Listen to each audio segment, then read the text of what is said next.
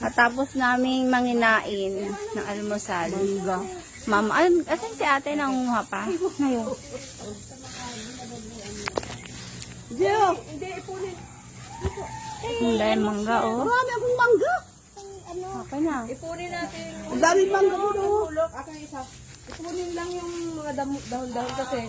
Ayan na, ang dami. Ayan na. Ayan na, te. Ay, alam mo na. Ay!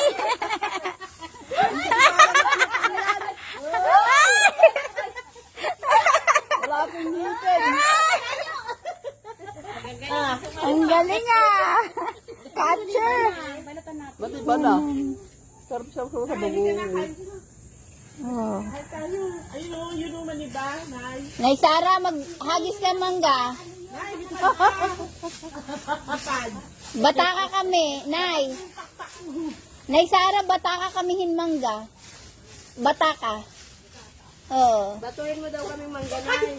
Ang galing ni Sister Ami.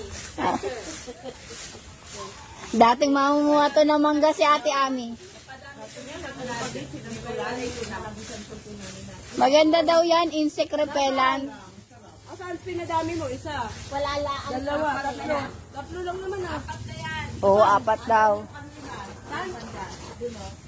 Ay, namatay na, te.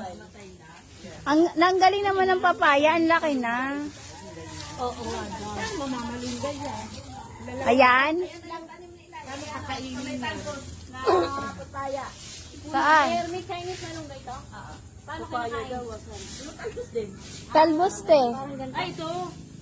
Ah. Papaya. Dalawa yung papaya lang dyan. Nilalagay sa ginataan. Kaya ako